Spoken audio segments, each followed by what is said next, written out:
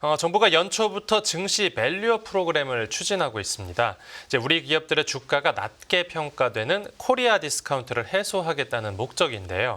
이 기업들이 주로 지배구조 개선이나 배당 확대 같은 주주 환원 정책들을 쏟아내고 있는데 이 외국인 투자자들 사이에선 밸류업 성공 여부에 대해 회의적인 반응이 관찰되기 시작했습니다.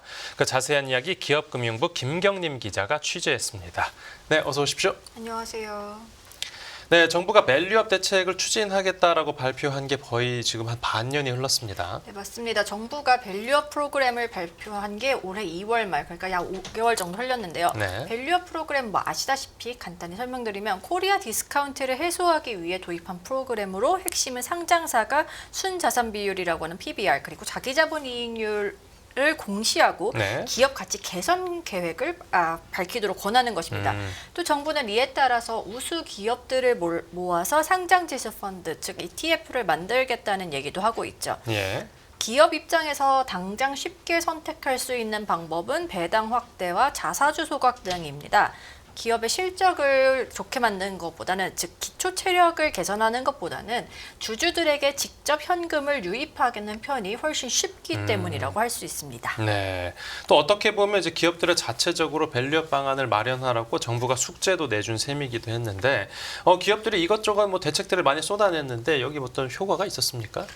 일단 시장 전체로만 보면은 코스피가 연초에 2,600선에서 지난주 기준으로 2,700선까지 올랐죠. 100포인트 정도 올랐고 네. 하지만 코스닥은 오히려 약세를 보이고 있습니다. 그렇기 때문에 시장 전체적으로 영향이 있었다, 밸류업이 유효했다라고 말하기에는 다소 한계가 있지 않을까 싶습니다. 네. 특히 관심이 가는 부분은 외국인 투자자인데요. 아시다시피 우리나라 증시가 외국인 투자자와 기관에 의해 많이 움직이기도 하고요. 네네. 그 외국인 투자자의 동향을 보면은 일단 금액만 보면은 네. 월별 순매수를 보면은 그게 딱 나타나는데요. 예. 연초 이후 7월 26일까지 외국인 투자자 유가증권 시장의 투자금 흐름을 좀 보실까요? 네, 그 지금 2월에 반짝해서 확 오릅니다. 이 연초가 정부의 밸류업 프로그램 관련 보도가 슬슬 나오던 시점이죠. 네. 그래서 한국거래소에 따르면 외국인 투자자는 2월에 엄청난 규모로 순매수를 합니다. 코스피에서만 약 7조 8천억 원을 사들이는데요.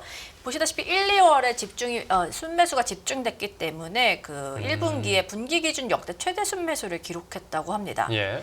하지만 그래프 보시면 이제 다시 내림세로 전환하잖아요. 그래서 2월을 정점으로 외국인의 순매수 강도가 약해집니다. 3월에는 4조 5천억 원, 4월에는 3조 4천억 원으로 점점 외국인의 매수 강도가 줄어드는데요. 네. 5월까지도 쭉 떨어지네요. 보시면은 5월이 0 이하로 가 있어요. 그러니까 아예 순매도로 돌아섭니다. 네네. 셀인 메이, 5월엔 팔아라라는 증시 경월이 있기도 하지만 네. 그 5월의 매도 규모를 보면 1조 3천억 원에 이르고요. 6월에 이르러서 다시 반등했다고는 하나 7월 말에 이르는 현재 그 순매수 강도는 종전만큼 회복을 못하고 있습니다. 그런 모습을 그래프로 살펴봤는데 네. 이 시장 전체적으로 말고 그 밸류업 수혜주라고 분류된 종목들의 국한에서 보면 좀 다른 모습이 있지도 않을까요? 밸류업 수혜주라고 하면 대표적인 게 지주사 종목인데요. 네네.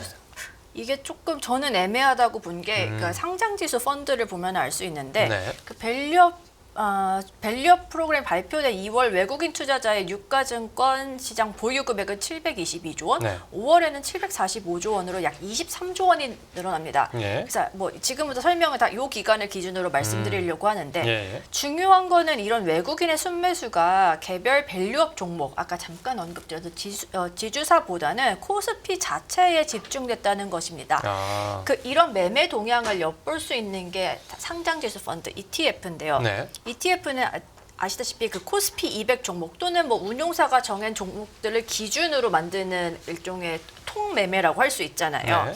근데 제일 많이 사들이는 게 코스피 200인데 K200 지수에 들어가 있는 종목을 그대로 사들이는 겁니다. 재밌는 거는 이제 비교 기간인 2월 초부터 아까 말씀드린 5월 31일까지 ETF 순매수인데 네. 이 기간 외국인의 ETF 순매수 금액은 총 9조 원에 육박합니다. 네. 그런데 아까 말씀드렸을 때 2월부터 5월까지 그 순매수가 약 23조 원이라고 했잖아요. 그럼 23조 원 중에 9조 원이 ETF였다는 거예요. 그러니까 투자금의 절반가량을 지수 투자에 썼다는 거죠. 예.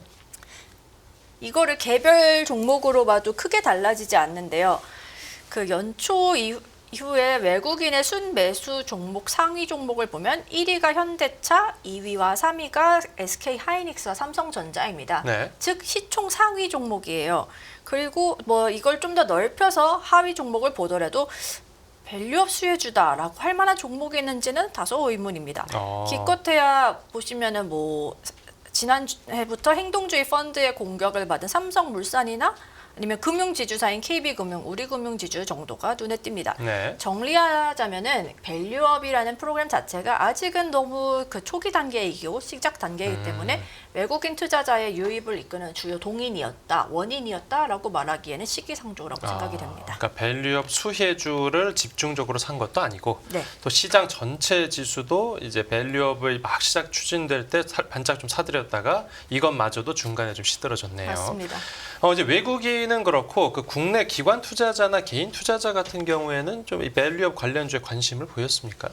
그렇죠. 그 외국인 투자자와 달리 기관들은 굉장히 기민하게 대응을 했죠. 예민하게 봤다고 할 수 있는데요. 예. 같은 분석 기간 앞서 2월 초부터 5월까지 그 분석 기간에 보면은 기관 투자자 순매수 종목의 그 지주사 또는 지주사에 준하는 성격을 가진 종목들이 포진해 있습니다. 예. 네, 개별 종목으로는 뭐 신한지주, 그다음에 셀트리온도 다양한 그 자회사가 있죠. 또 네네. 현대차, 그다음에 포스코홀딩스, 삼성생명, 에코프로비엠들이 그 기관 투자자가 가장 많이 산 종목에 포함됩니다.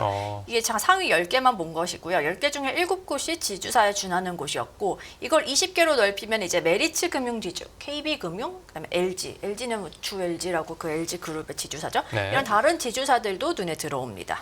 네, 그럼 결국 국내 기관 투자자들이 밸류업 대책을 긍정적으로 평가를 할 때 이제 외국인 투자자들은 밸류업 대책이 코리아 디스카운트를 회수할지에 대해서 좀 의문을 가졌다라고 보이는데 실제로 이번 밸류업 대책의 가장 중요한 알맹이가 빠졌다는 분석이 나온다고요.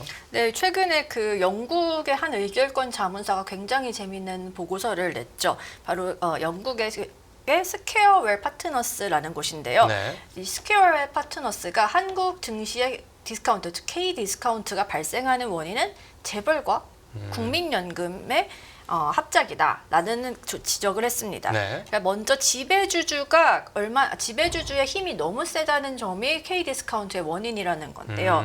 스퀘어웰 파트너스의 분석에 따르면은 한국 기업의 64%가 주요 주주에 의해 지배되고 있는 것으로 나타났습니다. 즉 주요 주주가 그 기업의 의사 결정 내지 경영을 좌지우지할 수 있다는 건데요. 네. 소수의 총수 일가 또는 특수 관계인이 기업을 지배하는 형태가 조사 대상 기업의 절반이 넘는다는 것입니다. 우리가 얘기하는 그 재벌을 그렇죠. 말하는 재벌 거죠. 총수죠. 그 네. 나머지 27%는 기관 투자자 등 주요 주주, 그리고 오직 9%만이 소액 주주, 즉 개미 투자자, 일반 투자자라고 할 수 있습니다. 예.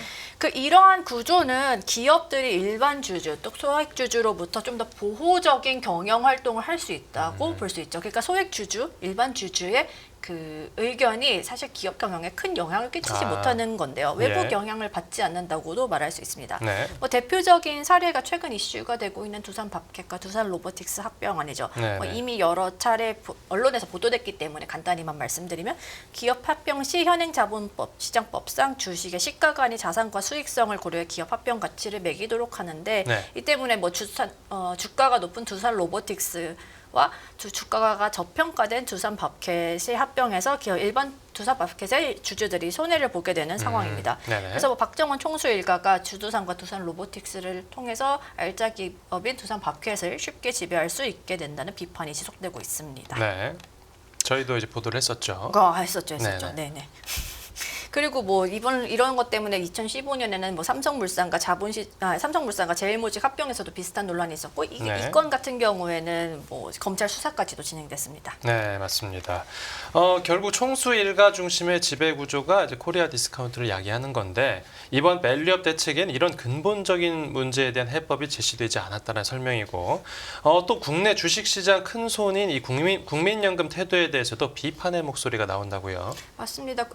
아시다시피 아시다시피 우리나라에서 가장 큰 손이 국민연금이잖아요. 근데 네. 국민연금 역시 그 일반 주주들의 이익을 대변하고 있는지에 대해서 이제 이 스퀘어 파트너스는 의문을 제기합니다. 네네. 사실 국민연금이 사회적 책임 투자라는 개념을 가져온 지는 꽤 오래됐습니다. 2009년에 이미 ESG 투자 지침을 마련했고 이후에 2018년께에 그 스튜어드십 코드를 도입했는데요. 기관 투자자로서는 선도적이었지만 실제로 국민연금의 행보를 보면은 일반 주주들의 이익을 얼마나 대변했는지에 대해서는 약간 회의적인 시각이 있습니다. 네네. 왜냐하면 2009년에 그 ESG 투자 지침을 내놓은 다음에 실제로 그 주주 행동에 나섰다라고 하는 거 국민연금 4건밖에 없는 것으로 파악되는데요. 2019년 뭐 남양유업 배당 확대 및 정관 변경, 그다음에 대한항공 지배구조 개편 및 최고경자 관련 안건 등이 주주 행동에 먼저 나선 대표적 사례고요. 네. 뭐 가장 최근에는 2022년과 2023년에 KT와 포스코홀딩스 CEO 선임 안건에 반대한 바 있습니다. 그래서 국민연금의 주주 행동주의가 아예 없었다, 전혀 없었다라고 말하기는 어렵지만 사실 우리가 기억하는 건 이보다 훨씬 굵직한 사건들이잖아요. 이런 데서 국민연금이 과연 그 일반 주주들의 이익을 대변했냐라고 하는 데는 그 의문점이 듭니다. 뭐 네. 잘 알려진 사건이 아까 말씀드렸던 제일모직과 삼성물산 합병건이죠. 네. 또 올해는 삼성물산에서도 국민연금이 삼성물산에 손을 들어주는 사건이 있었죠. 네. 그 당시 영국의 시티 오브 런던 인베스트먼트와 뭐 미국 화이트박스 어드바이저리 삼성물산에 대해서 배당 확대와 자사주 소각 등을 요구하는 주주 제안을 이사회에 송부했는데 네. 여기서 MPS가 지금 국민연금이 이런 소액 주주들한테 해치펀드에 손을 들어주지 않고 삼성물산의 편을 들어주기 때문에 더 많은 소액 주주의 표를 얻었음에도 불구하고 이때 이 안건은 부결되기도 했습니다. 네, 알겠습니다. 네, 오늘 취재 파일에선 밸류업 대책의 실효성 김경림 기자와 살펴봤습니다. 네, 오늘 이야기 잘 들었습니다. 감사합니다.